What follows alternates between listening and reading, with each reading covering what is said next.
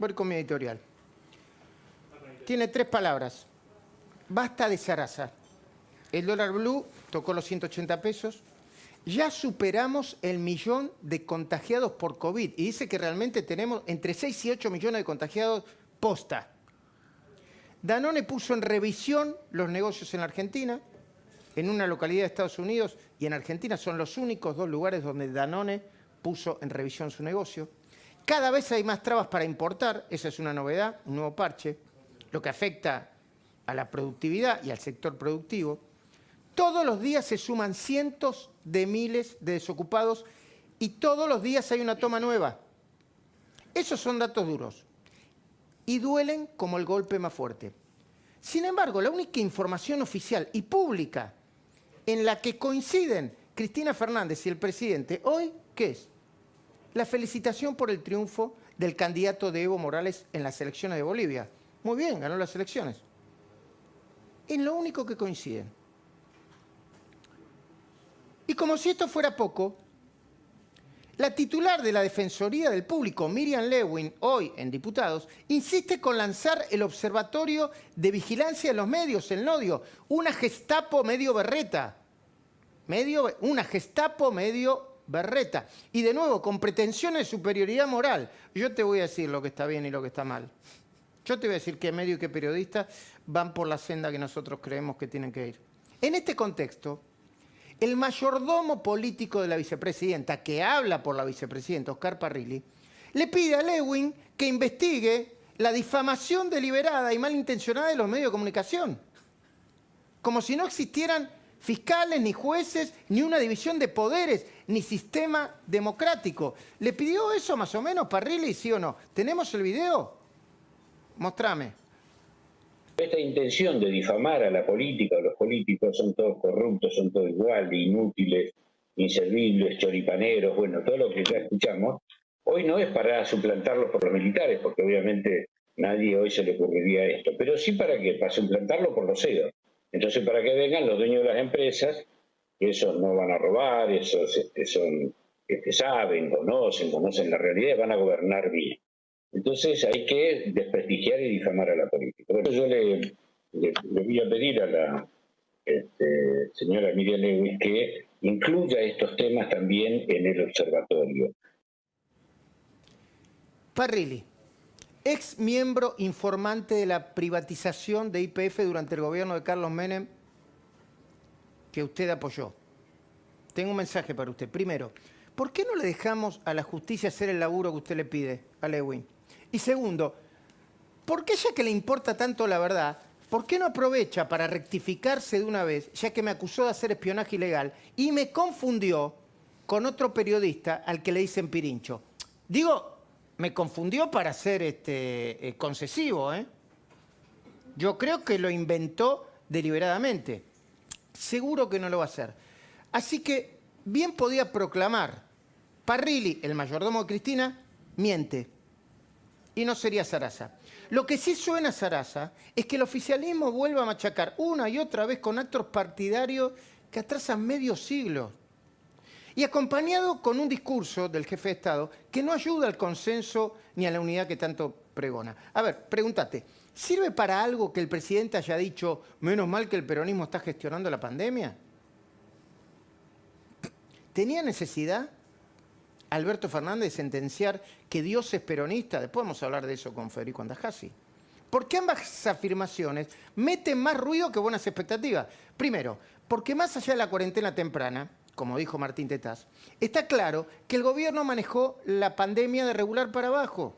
También parece claro que la cuarentena no solo destrozó la economía, además demostró que la administración se durmió en los laureles, cantó victoria antes de tiempo, y que no hizo lo único que los mejores especialistas, científicos no militantes, eso sí, le recomendaban hacer: testear cada vez a más gente para atacar el virus de manera inteligente y estructural. No importa el modelo de país, ni siquiera importa la ideología. Había que testear, y no se testeó y no se está testeando lo suficiente. Por otra parte, decir que Dios es peronista implica entender que los no peronistas son blasfemos, para que se entienda bien. Una vez que un presidente que se dice peronista muestra la pretensión de erigirse como una totalidad y no como una mera fuerza política, una que pierde y paga elecciones, una pierde y gana. Las últimas las ganó, pero perdió elecciones. Una fuerza que, dicho sea de paso, y más allá del relato fantasioso, viene gobernando durante años y años con resultados cada vez más desastrosos. Vos tenés que ser un poquitito más humilde y no decir que Dios es peronista y que menos más que los peronistas manejaron la pandemia. Sin embargo, para que no sigan diciendo solo que registramos y vamos a conocer malas noticias, yo le voy a invitar a Martín Testasa que me haga un análisis, porque vamos a dar a conocer una especie de principio de acuerdo entre dirigentes empresarios y sindicales al que se arribó hoy, con el objeto de presentar una agenda de reuniones sectoriales que apuntarían a mejorar la economía sin asustar a nadie. Vamos con los puntos. Te voy a plantear uno por uno, Martín. Vos Sí, me haces la devolución. Dale, Te la dale, dejo dale. picando. Te la dejo picando. El acuerdo consta de 10 puntos. Los repasamos. Dice el acuerdo, necesitamos exportar más. Chocolate por la noticia. Ok. Pero claro, hay un sesgo, este es uno de los modelos con un sesgo antiexportador más grande de la historia de la economía argentina. Le pagan al exportador 53 pesos por un dólar que vale 180. Un impuesto tan grande, el único resultado es que exporten menos nomás. ¿Qué decís, Javier Milei, sobre la decisión de hay que exportar más? Bueno, es una declaración de intenciones, o sea, es vacía de contenido, porque ahí coincido plenamente con Martínez. El modelo, digamos, que revienta a los exportadores con retenciones, justamente es pegarse un tiro en los pies porque las está castigando con las retenciones. Y después, o sea, darle un precio de 53 contra 180 parece una cargada, parece un chiste de mal gusto. Continúo, punto 2. Ningún sector productivo sobra. Todos son importantes. Esa Bien, es bien. una expresión de deseo tan voluntariosa como vacía. Como vacía.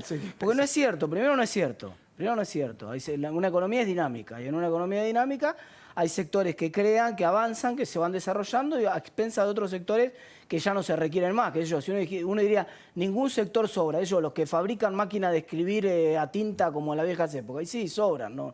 Ya no tienen que fabricar más máquinas de escribir y vienen ahora las máquinas, las computadoras. Y cuando bueno, ¿Coincidís, Javier, que ningún sector sobra también? Yo comparto con Martín y hay una dimensión dinámica que es la que muestra Martín, es decir, que tiene que ver con el progreso tecnológico. Cuando aparece, digo, el día que Edison inventó la lamparita, los fabricantes de velas no se pusieron muy contentos, por decirlo de alguna manera, pero gracias a Dios, Edison, digamos, tenemos luz. Ahora, el punto es que también hay una cuestión estática. Si hay cambios de preferencia de los individuos, o sea, los individuos, por ejemplo, no quieren fumar más y quieren, no sé, consumir más fruta, va a haber un cambio de precios relativos en la economía que va a asignar Va a ser recursos más a las caro los frutas cigarrillos, claro. y va a terminar quebrando empresas. Pero continuemos con los 10 puntos así, vamos picando. Tercer punto, mercado interno versus mercado externo es una falsa antinomia. Dice. Yo realmente cuando escucho, te digo la verdad, es una sarta de eslogans baratos. No seguimos entonces, ¿no? Parecen los cosos que vienen dentro de las galletitas, ¿viste? Que Sí, dicen... sí. Espera que te digo, no hay futuro sin políticas productivas. ¿De acuerdo? No sé qué son Ninguna las política productiva será sustentable si no piensa en la dimensión ambiental. Ahí avanzaron un poquitito más. Bueno, por supuesto, pero también hay que ver qué mecanismos sirven para pensar en la dimensión ambiental. Hay mecanismos de mercado, No hay sea tan mecanismos de malo. planificación. Una macroeconomía estable ayuda al desarrollo productivo, Milei. Chocolate por la Bueno, noticia. sí, es cierto, digamos, o sea, tener el sistema de precios funcionando bien, digamos, que vos no entres en crisis recurrente, que no tengas un déficit fiscal monstruoso que implica una tasa de interés desorbitante y que estés cayendo en default cada 2 por 3, claramente contribuye, pero no es precisamente lo que hacen, no es precisamente lo que declaran, y ni que hablar con las estupideces de los puntos anteriores, o sea, porque, digamos, a esta gente le encanta elegir ganadores, o sea, va en contra de toda la teoría económica. La teoría económica dice, don't pick the winners. No sé, si quieren se lo traduzco, es no elegir los ganadores, ellos los eligen siempre, o sea, y siempre eligen mal, porque hay un problema. Esto Hayek en su último libro lo llamó la fatal arrogancia, que es la pretensión del conocimiento, de creer qué se puede producir, qué no se puede producir. Escuchá a Cecilia Todesca, dice, no, porque vamos a usar los dólares para aplicarlo acá, para aplicarlo allá. Es incluso una peor. arrogancia tremenda, y encima los dólares son del sector privado. Es incluso peor, porque el argumento es ganan todos.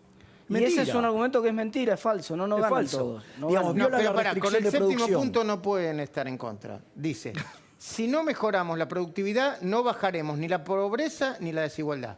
Por supuesto.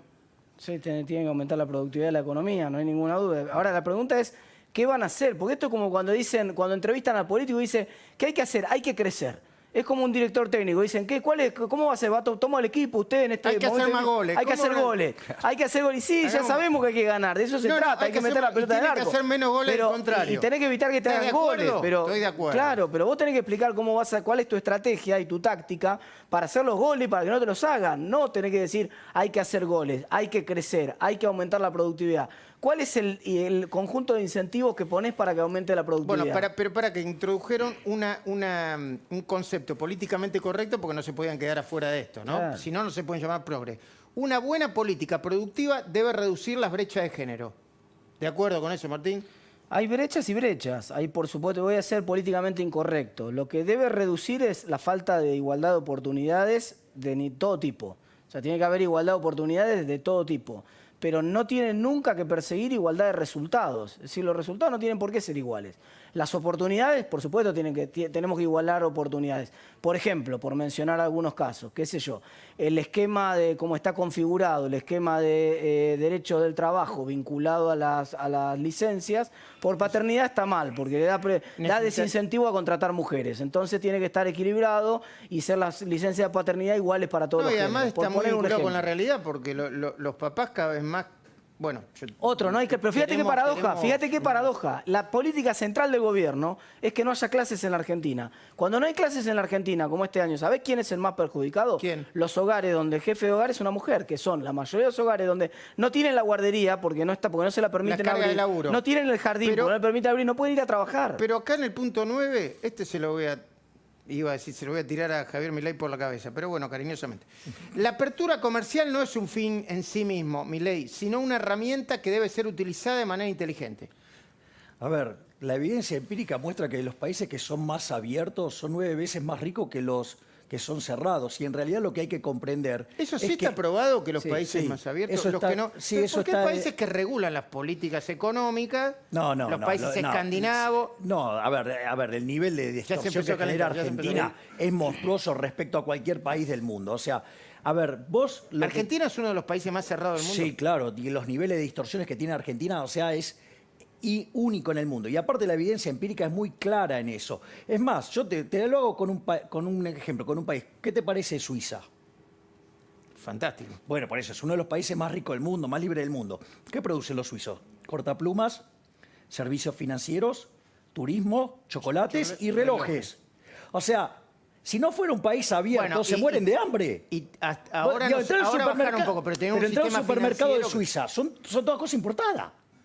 O sea, en realidad el comercio lo que hace es incrementar el bienestar, o sea, lo que incrementa es la división del trabajo, por ende potencia la productividad, por ende potencia el bienestar. Es decir, en realidad esta gente tiene una visión del mundo que debe tener por lo menos 70, 80 años y que es un modelo que Argentina, de llevarlo, de ser uno de los países más ricos del mundo, lo llevó a 70 antes de la crisis del coronavirus y ahora Argentina debe estar entre el 100 y el 120. Bueno, y el punto número 10. Toda política de desarrollo productivo debe ser una política de desarrollo regional.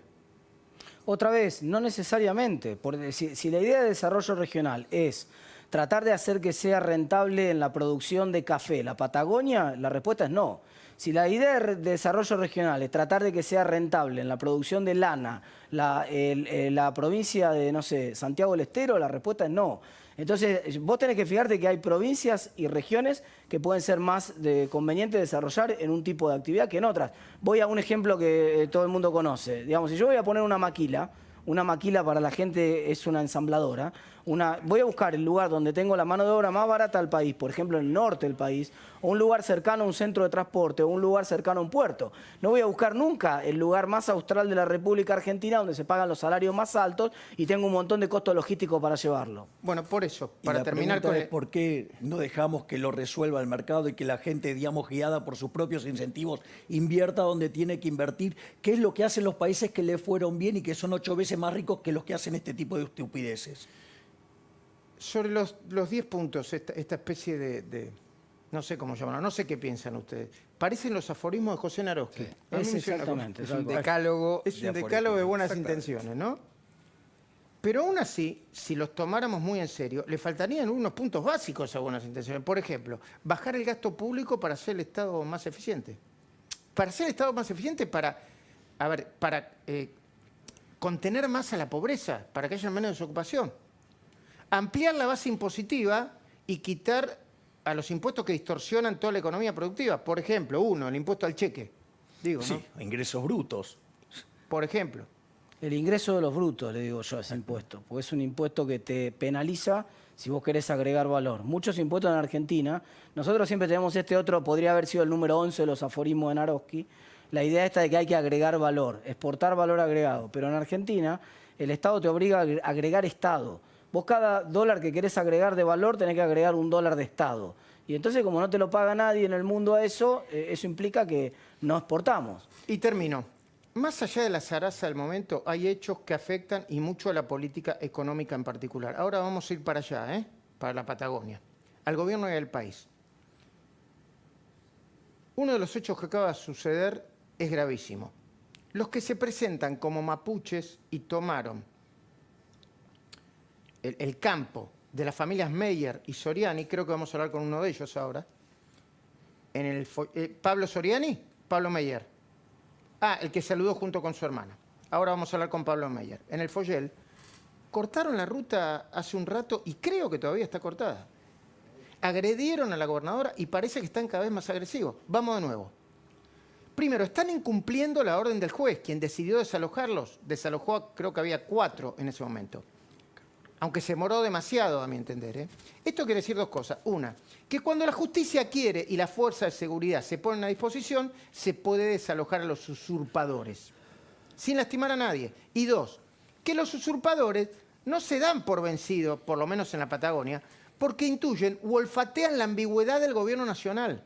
Algunos de cuyos funcionarios tienen una mirada paternalista y clientelar. Una mirada que más que contemplar la necesidad y la pobreza, tiende a usar a esos pobres y a esos necesitados. En la provincia de Buenos Aires o en la Patagonia. ¿Y para qué lo quieren? Para consolidar su proyecto político. Para garantizarle una vivienda digna y trabajo decente, no. Eso no es peronismo. Peronismo del bueno, como decían, que daba trabajo. Es pura zaraza. Es pobrismo.